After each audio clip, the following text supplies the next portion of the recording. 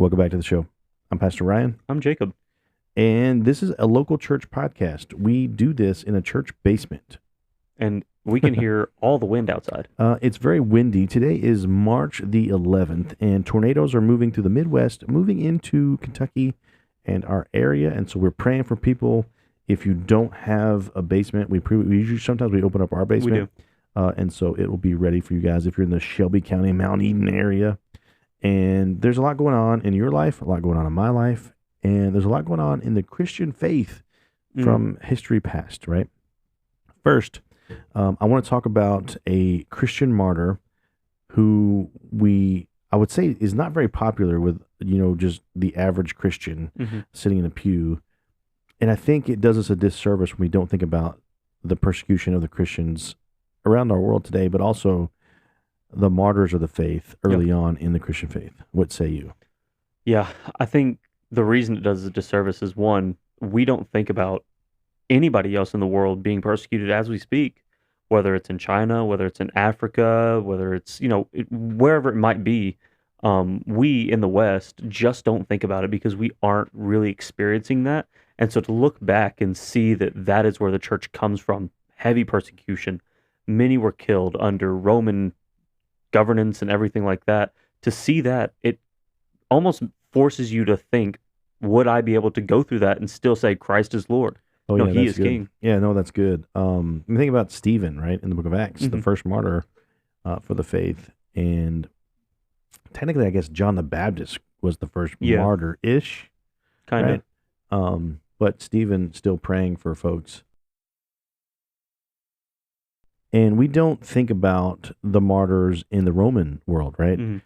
We think of Christianity as this old ancient religion like Catholicism or Buddhism or Hinduism.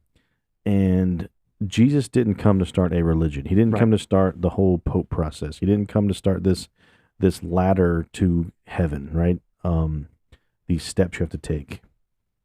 He came and said, the kingdom of God is at hand, right? Repent. That's it. And he also said, follow me, right? Just very simply, follow me. And the Christians in the book of Acts under the Roman Empire were called, I guess, mockingly Christian for the first time.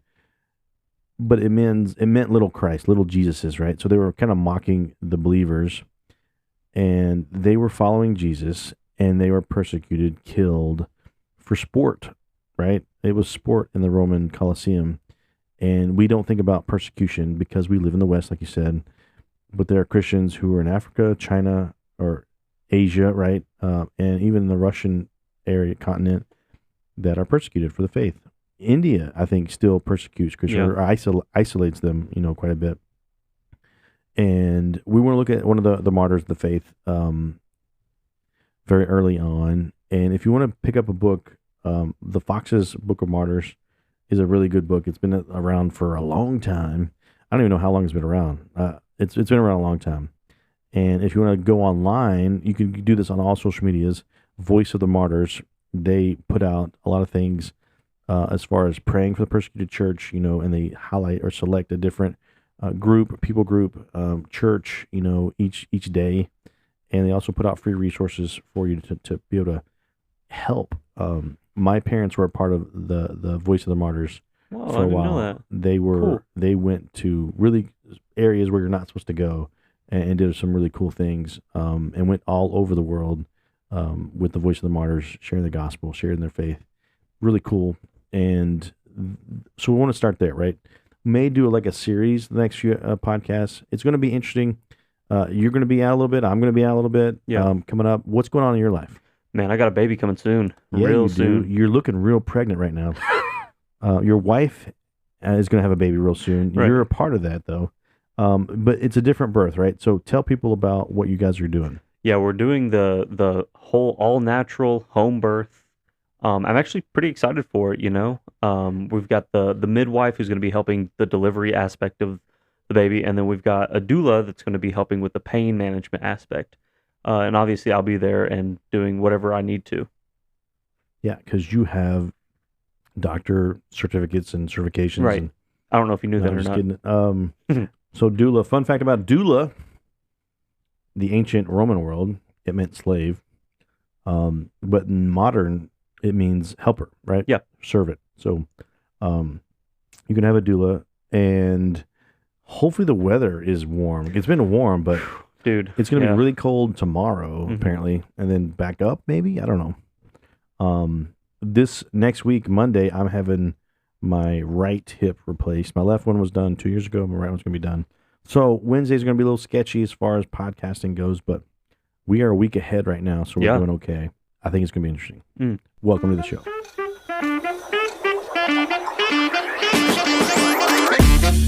You're listening to a local church podcast hosted by my dad, Pastor Ryan Markham. Be sure to leave a review and share this resource. Love God, love people, make disciples.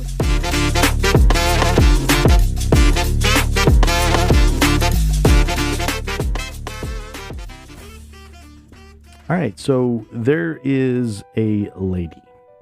Her name is Perpetua, right? It's a different name, but it's, again, ancient Rome.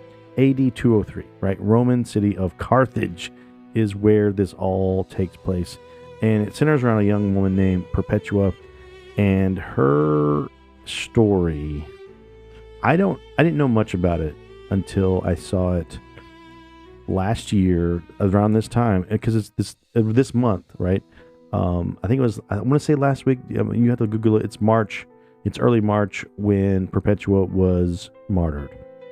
And her story has been kind of capsulated in history and written down and shared. And a portion of her story comes from a diary that she kept.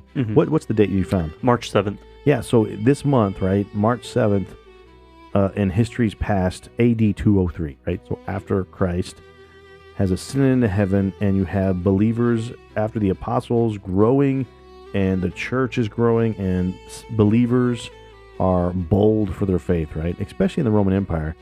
I don't know what it's, I wouldn't even begin to pretend what it's like to live under Roman rule. Oh yeah, I can't imagine. We see like the Gladiator, right? And movies like that. It's like, oh, I want to see the Colosseum. And but you think about it, you look back and like, the Colosseum was like Hunger Games on crack. Yeah. Like, people were ripped in half. They were burned to death. They were eaten alive. They were stabbed and killed.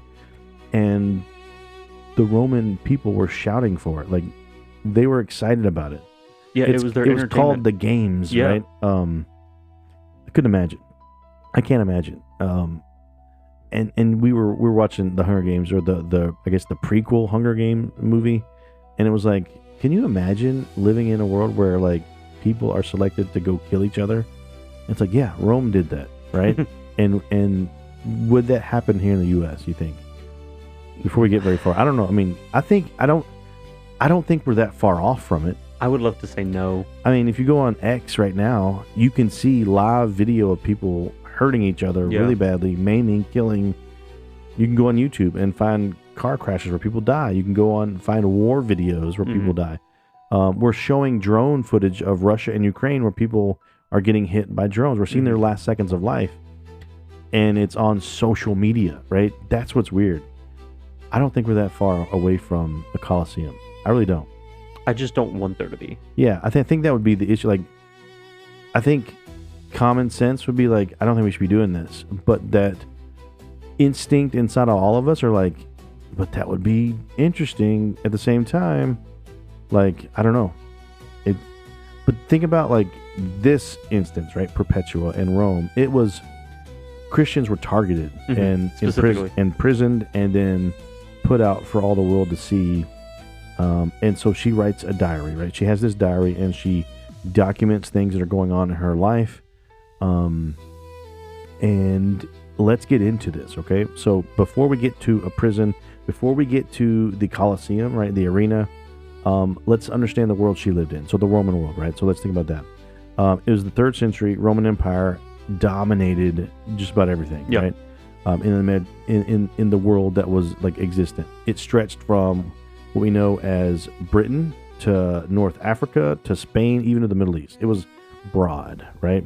When was Alexander the Great? What was his? Is he before that, or is he around the same time? I thought it was before. Let's see, because the empire expanded and then it split, right? And I I don't know if this was before or after. Yeah, his was way before. It was 336 to 323 BC. 326 to 330? 336 to 323. Oh, 330 to 320. Hers was what, 302? Hers was 203 Oh, 203, yeah. So, okay. So a long time before. But Rome is still Rome, right? Yeah. It's still doing the same thing. And the Roman society is deeply religious, but not religious as we think of like Christianity, right? Many gods. And a lot of most of their world revolved around the gods. Yeah. Right? I can only think of a few, right? Zeus, Athena. That's all I got. I don't know many of the Roman gods. We could do like Perseus or... Yeah, Perseus. Who's the dude in the sea? Is that not Perseus? Is that Perseus? I don't know. I think it is. I couldn't tell you. Is Methuselah one? Methuselah is from the Bible. No, who's the woman with the many snakes on her head? Oh, oh gosh, I can't think of her name now. It's one of them, Yeah, right? yeah. I think. But anyway, there's many gods. The Romans believed that if you maintain peace with the gods, the empire would be good, right? That you would win battles and you would be stable, peace, all that good stuff. They made sacrifices to Jupiter, Mars, Venus, and a bunch of others already mentioned. And they hailed the emperor as a god, right? A god on earth, I would say. So they were really religious. I mean, remember Paul walks around the Areopagus? Yeah. Says, hey, you worship a lot of gods. Here's the one that you really need to pay attention to. What a cool scene, dude. Right? They were very religious and very public about the gods.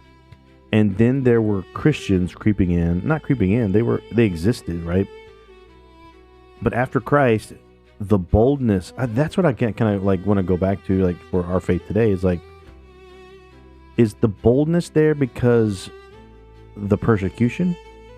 Or is the boldness there because they believed Jesus is who he says he is? Right? I think it's that. I think it's because of the fact that I want to say that it was so close to Christ's coming that like everybody was like so emboldened to go out and just be like, no, Jesus is the Lord. If you think about it, our United States is 250 years old. Yeah.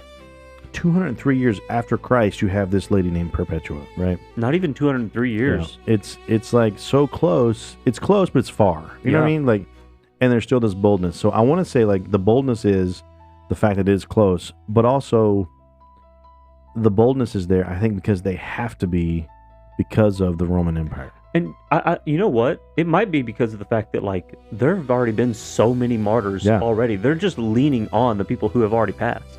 Yeah. I mean, but we're not even pretty far into the story yet. We haven't gotten in the story at all. No, not at all. Why would Rome be not why they'd be persecuted, but why would they be scared of the Christians? Right? Scared might be the wrong word too, but why are they? I don't know the word I'm looking for.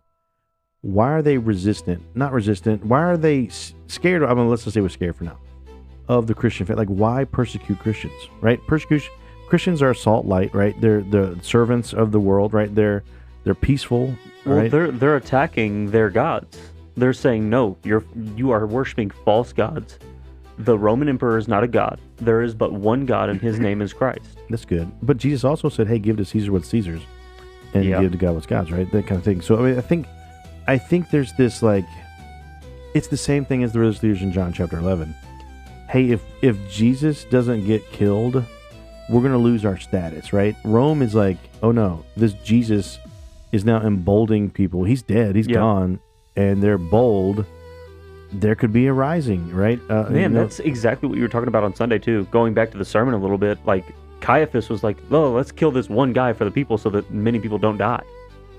Yeah. It's going to be interesting to see this story play out. If you don't know about this Perpetua, in the Fox's Book of Martyrs, she's in there. Very short for her, I think. I think some of the other ones have more pages. But, yeah, I think even in my Bible, it's got more than this. The Christians refused to sacrifice to Roman gods, right? Mm-hmm. You already mentioned that a little bit. They refused to call the emperor divine. That was a big one.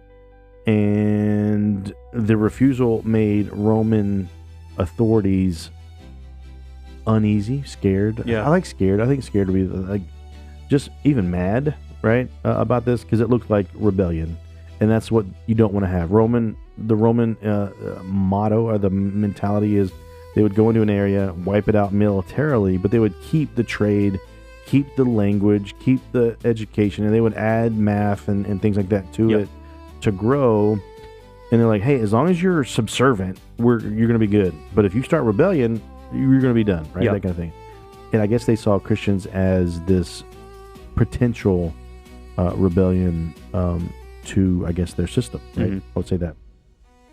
And so you have this small group of Christians in Carthage, and they were arrested, right? And so we're going to start kind of there. Emperor Septimus Servius put policies in place that targeted the conversion to Christianity, right? So people were converting from the Roman faith or Roman pantheism, polytheism, whatever they had, and they were converting to Christianity, one God, right? And this emperor was like, we're going to stop that, right? We're going to stop that right now. Yeah. And so this small group in Carthage are now in jail, and you have among these arrested Perpetua. She's a young mother, right? She's about 22 years old when this happens, and she came from a well-educated family. She came from a Roman family that was wealthy, right? And so that's what's crazy. Think about Paul. Paul was a Greek. He was from Rome, and yet he still was beheaded for his faith. And so Perpetua comes from a wealthy Roman family. She's well-educated. She spoke Latin and Greek, and she understood philosophy and rhetoric, which is really, really cool at 22 years old. And we have 22-year-olds doing TikTok dances. Yeah. I just want to pause there and just stop there for a second.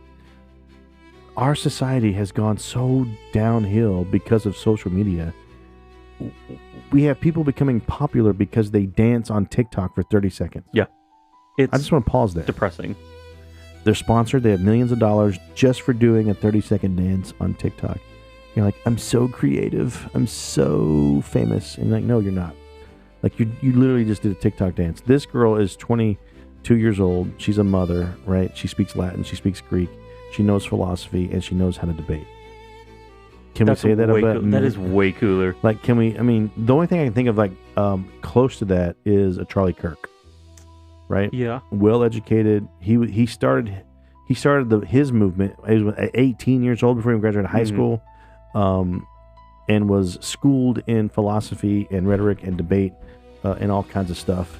And you have Perpetua, who is in prison for her faith, and she has a newborn baby. That's what makes this crazy story. Like, from here, the story only gets bigger, I think. Her father was not a Christian. And when he learned that his daughter had converted, he was horrified. Like, he was super mad about what was going on. And in the Roman culture, family honor, right? It meant a big deal. It was a big part of just life. And a daughter that refuses the family religion of Rome, right? It was not just her choice. It wasn't just about her, it was about the family, right? And so now you have your family is in danger and the whole household because of one person, right? It goes back to what kind of asked Sunday is, or I guess mention is, following Jesus is costly. Or it should be costly, right? We don't look at it like that in the West because we're not giving up a whole lot here in the West, right? To follow Jesus. Yeah, I think the most you're gonna find, quote unquote, persecution here in the West is like if you talk about Jesus at work, you might get a reprimand. Yeah, that's about it. So she was arrested. Her father runs to prison. He's pleading with her. He's begging her, think of your little baby, right? Think of your family, all that good stuff. Just recant, renounce, walk away from the Christian faith. And she writes about this moment in her diary, and she describes it. And she points to this simple thing. And you mentioned the quote too, like a jar or a pitcher, right? And asking her father a question: can this vessel be called by any name other than what it is, right? So this jar, this whatever, the pitcher, whatever she's talking about. And you know what her father said? No. Yeah, he said no. And she replied that neither can I myself anything, or neither can I call myself anything other than what I am, a Christian, a follower of Christ. Right? Man, what a quote. From prison with a little baby, and your dad is pleading with you. Now, if a parent pleads with you today, it's emotional, right? Mhm. It's something that we listen to our parents, right? We honor our parents, things like that. I don't want to be in a situation where my parents ask me to leave the faith, right? And she's 22. She's a woman in a Roman world. She didn't have a whole lot going on for anyway other than the family, right? Her dad's name. And she stands on her faith in prison in front of her dad and the Roman emperor, basically, right? So the prison, right? So Roman prisons were not meant to be long-term, right? You went in prison, you were prosecuted. It was a death sentence. Yeah, you were prosecuted, and then you were going to whatever the execution looked like. There were dark holding cells. One thing I read, so like when Peter and James, when they were in jail, the Roman jails were different than our jails today, right? You walk into a jail now, most of them are one floor, and they got a bed, they got a TV, they got a shower, they got a bathroom, right? A lot of amenities.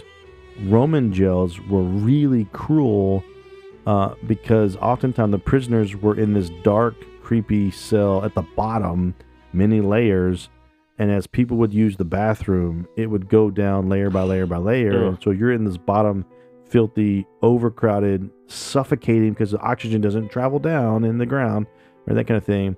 And it's super dark, right? And so just imagine what prison is like, or jail is like, confinement is like in the Roman Empire. Romans were very good at torture, right? And their jails were a part of that. And so you're sitting in the dark, you're in bodily fluids, there's no sunlight, oxygen is very scarce, and Perpetua is writing things down in her diary, right? And she describes the overwhelming conditions here. She was grieving because she was separated from her baby. She kind of was fearful about what was coming.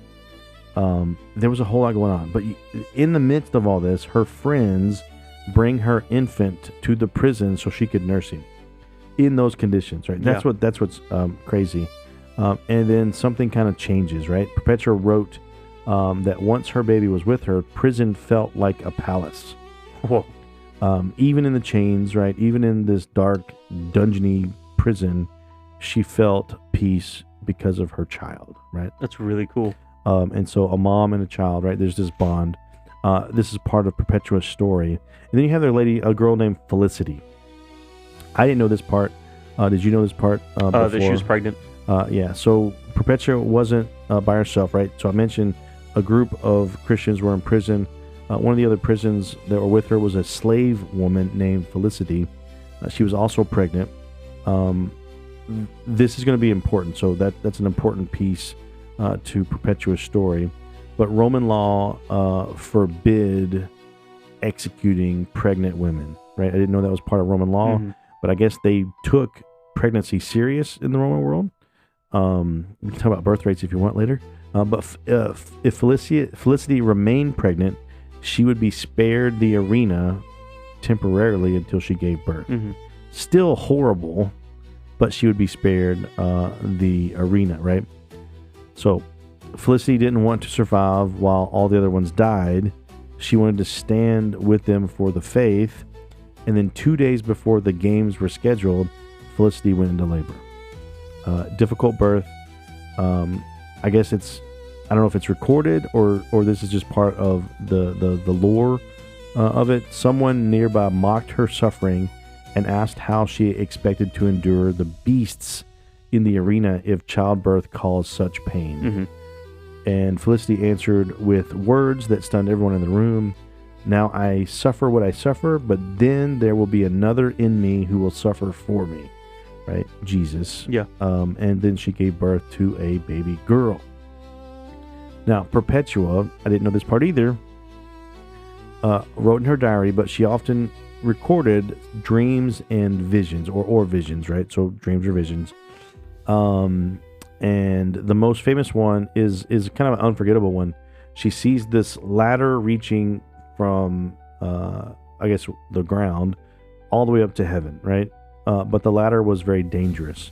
Every rung was lined with sharp weapons, swords, hooks, or spears, right? So imagine climbing a ladder with It's like Roman weapons. sharp weapons, every rung, right? At the base of the ladder, there was a dragon waiting to devour anyone who fell. Crazy vision, right? Crazy dream. Another Christian prisoner she sees in her vision climbs first. He stepped over the dragon and began ascending up this ladder, and then it was Perpetua's turn. As she approached, the dragon jumped at her, right? Like lunged at her, and she stepped on its head. And then she begins to climb the ladder. At the top, she sees this beautiful garden and a shepherd welcoming her. And for Perpetua, it kind of was very clear, like, hey, there's a lot of danger you're going to go through, and you're going to suffer. But when you get to the top, right, it's going to be victory, right? The shepherd, the great shepherd, the good shepherd is going to be there waiting for you. Then we go into the trial, right?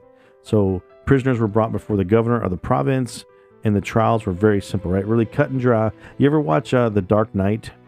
Oh, yeah. Or in The Dark Knight Rises?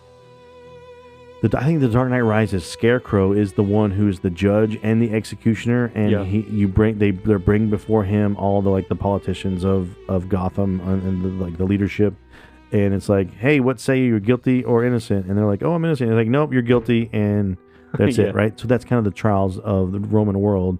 Very simple, and they had to do with offering sacrifices to Roman gods, right? For us, we could say here, sitting in a nice, comfortable room. If you were to have a decision before you to worship Jesus or to make sacrifice to Roman gods, what would you do? Yeah, more worship. Yeah, you're going to worship Jesus, right? But in the Roman world, it's you standing in front of the emperor who is considered a god, and he has your life in his hands, right? And it's very simple, very easy question, if you will, right? Offer these sacrifices to Roman gods. Burn incense, make a public gesture, and you would be released. Who wouldn't do that? Christians.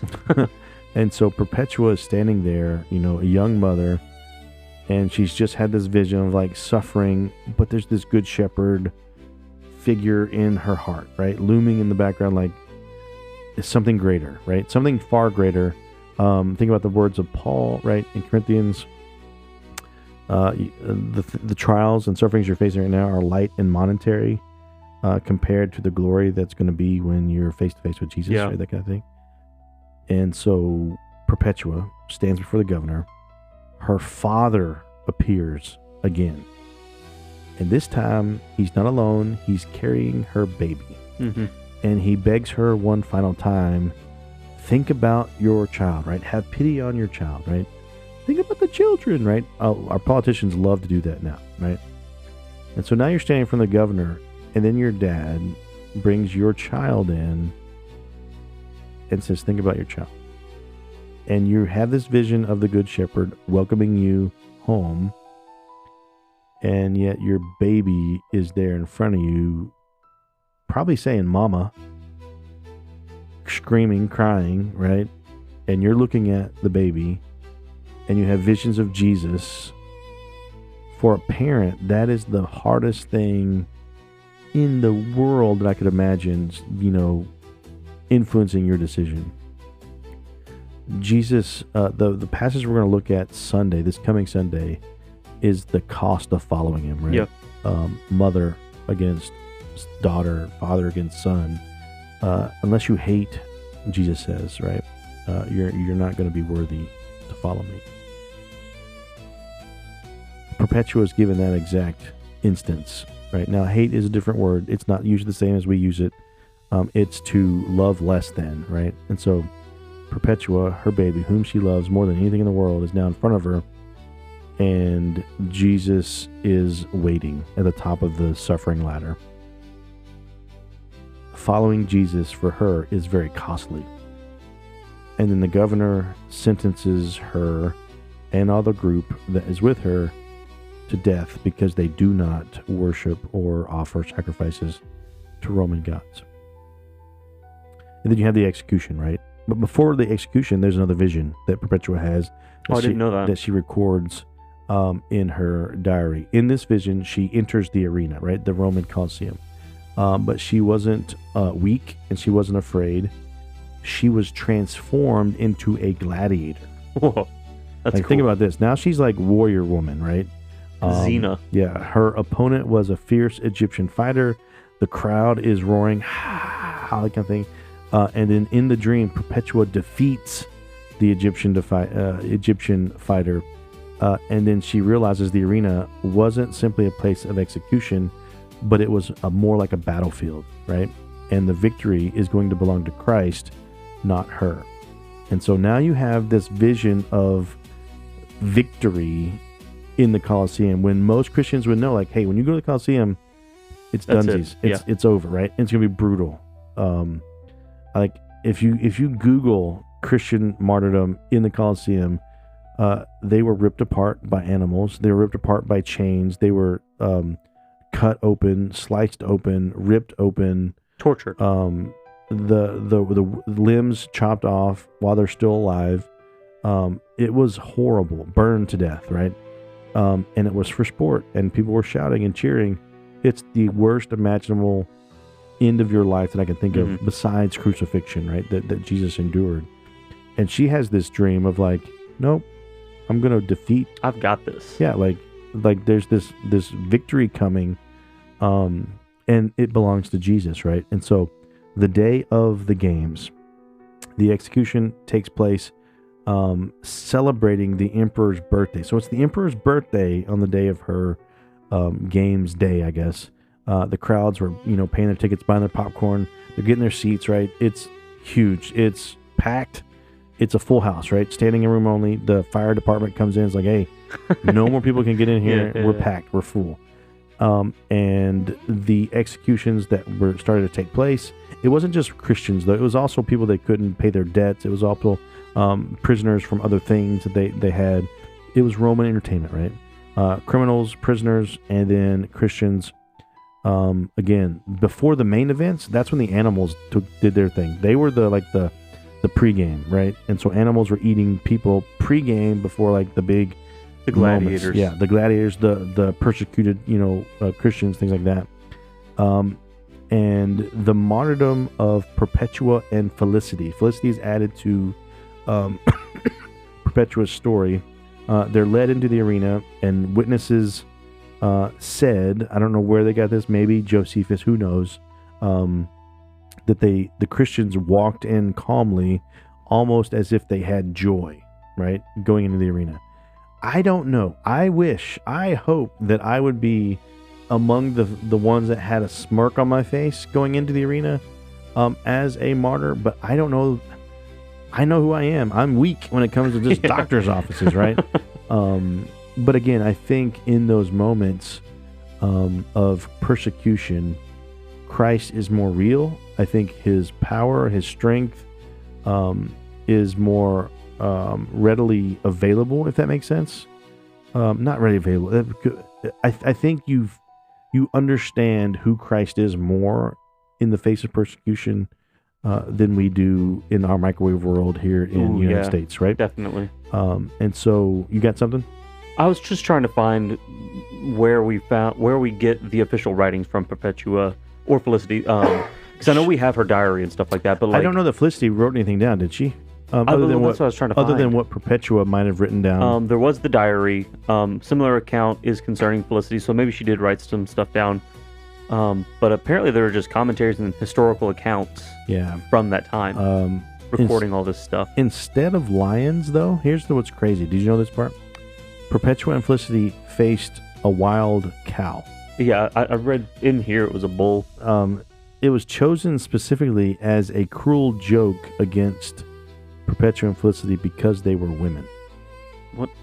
The joke is like, oh, you're going to be killed by a cow, not a lion, like a gladiator or like, a man. And so this animal charged, and both women were thrown to the ground, violently. Have you seen, the running of the bulls, things like that, when people get hit by cows? It's not good. They are 1,000-pound animals, right? They're moving. Well, and we're also talking about 22-year-old women. One of them had Yeah. just had a baby 2 days ago. The crowd, of course, is cheering in the Roman Colosseum. And then there's something that's like this, like, eye of the tiger moment, right? Perpetua gets up. And she looks around for Felicity, and she helps her stand. Mm-hmm. And then she did something really strange. Perpetua fixed her hair in the midst of all of this, right? In Roman culture, loose hair signaled mourning or disgraced.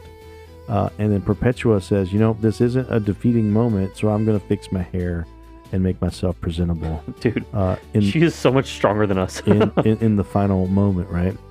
And so eventually the beasts were removed. The prisoners that were left, they were sentenced to die by the sword. A young gladiator approached Perpetua, and then he hesitates. He gets nervous, and his hands were shaking, according to, I guess, historians, and he could not deliver the final blow to Perpetua.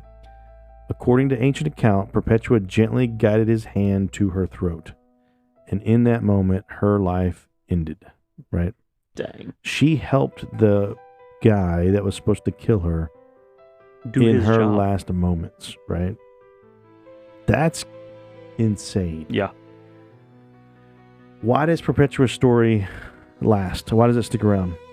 Man, it's just such a story of courage and faithfulness to Christ. Yeah, the early church, right? They had the scriptures, but they also had stories of the martyrs, right? Yeah. And so this story it hits different, and it was shared, and it survived. Her voice survived in her diary, right? If you're not a person that writes things down, write them down. It may help your family down the road. But it's a window into just like, I guess, persecution, like being persecuted, dying a martyr's death in a faithful, persevering kind of way, Mhm. right? It's perseverance. In the midst of fear, there's hope, right? In the midst of uncertainty, there's conviction, and Jesus is with her, obviously through the visions and dreams that she had. I mean, just the vision of like a ladder made of knives, of like, okay, I don't know if I'm cut out for that, God. Like, not sure I could do that. Right. And then the next dream she has is like, no, you're a gladiator, and there's victory because the good shepherd's with you. And she fixes her hair in the arena, like, just like, bring it on. Like, It's a joyous moment. it's insane. Like, I wish there was a movie like, we have The Gladiator. It's a really cool movie. Everybody likes the movie. But to have a movie about maybe Perpetua and Felicity, we don't know much about the early years, right? But we do have the diary and stuff, so we can kind of put stuff like that together. It'd be cool. It'd be cool. Maybe Cool we story. should make that movie. I guess we can ask AI to make it, right? Yeah. So if you're familiar with the Voice of the Martyrs, there's a persecution, I guess, martyr calendar kind of thing, where they push out like people to pray for, things to pray for, communities to pray for. Perpetua and Felicity are like a big deal in the Voice of the Martyrs, in just the martyr faith, the Fox's Book of Martyrs, right? That kind of thing. Her story has been around for a long time, since 203 anyway, and it's not too far off from what we could experience down the road, and so I think looking back at martyrs of the faith, I think is important. Like, you don't learn unless you know what history shows us, Mhm. and that's part of the Christian faith. That's part of the Christian history. And so, anything else with Felicity and Perpetua. Perpetua? Man, I would just say, like, if I'm praying today, it's going to be to have the courage that they had. Yeah, I like it. Anything else? What next? What's the next segment? What's the next segment? So, going back to talking about Felicity's pregnancy and hearing how she had to go through that and then got thrown into the games. Earlier, I looked up some of the birth rates and just the replacement rate. And yeah. Here, let me lead you into it. Okay. Right? I think we mentioned this a little bit, maybe a few podcasts, a long time ago now, probably. Elon Musk, we know Elon Musk, Tesla, SpaceX, all that good stuff. Big thinker. But he often mentions birth rate Mhm. a lot. And so these giant leaders of our globe, right, look at birth rate more than a lot of other things. Yep. because a country's birth rate often is a country's success or failure or fall. And that's where they kind of look at as far as when they invest, Elon Musk's whole thing is like the continuation of the human race. Yeah. He knows that it is dying, right? And so it's important to talk about. The president of the Southern Baptist Convention, or the Southern Baptist Theological Seminary, Albert Mohler, talks a lot about birth rate on his podcast, The Daily Briefing. Big thinkers talk about birth rate. Most of us down here at the bottom of the Right. rung, right, don't really talk about it. We don't think about it. But what happens when a country goes from a stagnant birth rate, like a steady birth rate, to a decline? What happens? Well, both are bad, really. Even if you're stagnant, you're not replacing enough to, because there are going to be more factories, more jobs. There's going to be more stuff developing that eventually that stagnation is going to be the decline. So the decline itself, though, why is that a big deal? When it The starts to country is decline? the country is going to die. Yeah. The biggest risk to a civilization isn't like diabetes or cardiovascular, right? Or It's AI. birth rate, right? It's birth rate. Mm-hmm. Elon Musk says population collapse due to low birth rates is a much bigger risk to civilization than people realize.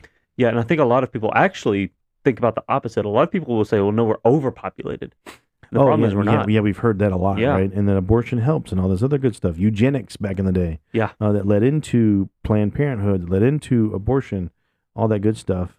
For a population to stay stable, each woman needs to have about 2.1 children on average. Mm-hmm. And do you remember? I don't know if you've already looked or if you remember. Do you remember what the lowest one is? What country has the lowest birth rate? I didn't look up the low. Well, there are many countries that are below that. I guess one of the big ones, Japan 1.3, South Korea 0.7, South Korea is the lowest. Italy 1.2, United States 1.6, 1.7. You know, Italy is paying people to come over there and have babies and move. Gosh, that's insane. Yeah. So what does a society do in this situation? Like, what if you already decline? What can you do? Get married and have babies. I think a lot of Christian pastors, like there's a lot of Christian TikTokers and YouTubers that say, "Hey, look, be a man, right? Yeah. Get married, have babies, build a legacy, and share Jesus." Right? That's the biggest thing. I Mhm. think Phil Robertson, before he passed away, said something similar, like, "Be a man, get married, find a good woman that loves Jesus, and build a legacy." Right? I think our Secretary of War is big into that kind of philosophy. Charlie Kirk, before he died, big into the philosophy. A lot of the Christian men that we see in the political sphere are like, "Hey, have babies, like Mhm. get married, have babies." Why are birth rates falling, you think? I actually think part of it, maybe not all of it, but part of it is because of AI. And we talked about this, but also because of the rise in feminism, the whole Yeah. movement. Share with why AI, because I don't think people understand that part. So, Like, you talking ChatGPT ain't making me have babies? Is that well, what you're saying? I mean, it could be ChatGPT, I guess. You know what? I wouldn't be surprised if ChatGPT was like, you know what? It's probably not a good idea for you to have a baby because of this, blah, blah, blah. But there are so many, like, quote unquote AI companions and, AI girlfriends or whatever. And so people lean into that so much. They put so much time and emotion and eventually probably buy things they shouldn't with AI that Yeah. they have no time for a real person. A real person, you have to put in work. You have to love unconditionally. You have to make time for an effort. And people don't want to do that anymore. Yeah, I think. Oh, you mentioned feminism. People are getting married later, or Yeah. have been. I think that trend is changing a little bit now. Yes. At least on my spheres, where I see on my social media, like a lot of younger and younger kids are like getting married at a younger age. But marriage later, right? So when you start to have kids later in life, past your mid-30s, into 40s, it's a lot more harder, and there's a lot more complications that can Yeah. come up to do that. What about costs, housing costs, inflation, right? I think that could be a factor if you think too much about it. I don't think this might be a hot take. I think more people could still have kids and not have to worry about the money that they're bringing in as long as they are working people. Yeah, no, and that makes sense. You think there's like a scarcity, not scarcity, but younger people coming out of college are like more apprehensive, like, hey, starting families because of my dollar doesn't go as far as it used to, as my parents did, right? Yeah, if you're thinking about that kind of stuff, instead of saying, how can I make enough money to provide for my family the best way possible? Like, it's just a mind shift, Yeah. a mindset change. Career priorities is one of the ones that ChatGPT listed. Maybe I have career goals other than family goals, right? Which is child care expenses. That's true. And then cultural shifts, right? We promoted abortion more than anything else. Gosh, yeah. In society, in the world, and I think that has hurt the United States and other countries maybe more than anything. As far as birth rate goes, we prioritized your life over another's life and said, could you imagine? So again, going back to Felicity. Felicity's pregnant, and the Romans are like, hey, we're not going to send her in because she's pregnant, and we care for the life of her child. Yeah. Imagine if that was today. Yeah. Like, if we started the games today, do you think that they would care about the life of that child? I mean, think about what you just said, though. Like, the Roman society valued pregnancy more than, not more than, they were masters at death. Yeah. And persecution. And yet they were like, you know what? We're willing to spare you while you're pregnant because of the baby that's in your body. Yeah. That's what, and we're like, you know what? Your job is more important than the baby in your body. You go ahead and take care of that and keep your career, right? That's what's insane. That's why it's called child sacrifice. Now, I know we're not talking a lot about this. We're talking about the birth rate, but you're literally sacrificing your child for your career, for more opportunity, for yourself, instead of saying, no, I have a child that I need to raise up and care for. Yeah, gosh. I mean, and you mentioned AI, right? So if AI takes over the workplace, right, we don't need people working. Yeah. And the birth rate will decline. I think people are like, oh, well, but it's slow. It's a slow decline. I think Musk's warning is like any decline is not. It's bad. It's irreplaceable. You cannot turn the tide once it starts to go. Right. Look at Japan, right? Look at the Asian countries that have implemented, one girl or one boy. I don't know. One child policy. Yeah, whatever. I think they've done away with that now. Yeah, but it's too late. Like they're so far. Is it men or women are outnumbered by a crazy amount? I'm gonna look that up. Yeah. Yeah, like it is a big number. One woman for how many men there are there. Yeah, what do you got? It's the most imbalanced ratio in the world, in China specifically. There are 723 million men to 689 million women. So it's 105 men for every 100 women. 105 to 100? Yeah. That's not bad. It's caught up a little bit, I guess. I mean, but 5 dudes are out of luck, right? That's what you're saying? Okay, so it sounded bigger in my head, I think. Maybe it was a lot worse earlier on. So it's gotten better. So I guess it could be reversed. Right. But again, what is that as far as migrating men into those areas from other countries? It's like that country can't fix it on its own, right? That kind of thing. I think Italy has kind of figured that out. And so Elon Musk's solution is like, we have to go multiplanetary, right? We have to go to another planet. That's his whole drive, right? Mm-hmm. Do we need to go interplanetary to continue our race? I don't think so. Are you worried about birth rate? I would say more so now than I have before, or than I was before. I mean, I never thought about it until Elon Musk started, really talking about it big. So what is the solution for the local church? Like, how does the local church talk about birth rate? I think if men are men, and they say, I will love my wife and I will have children and I will show them that Christ is the only way, I think that fixes a lot of it. Yeah, I mean, God's command to Adam and Eve, be fruitful and multiply, subdue the earth. You've got the fruitful part down right now. That kind of thing. I got grapes on my desk. I think that's a big deal. I think we've lost sight of just God's plan for creation. Yeah. was the family. Through the family, goes the world. I think Western society, we've lost the idea of a father and a mother in the home. We've seen communities that don't have fathers that stick around, Yeah. and it's really bad on the society.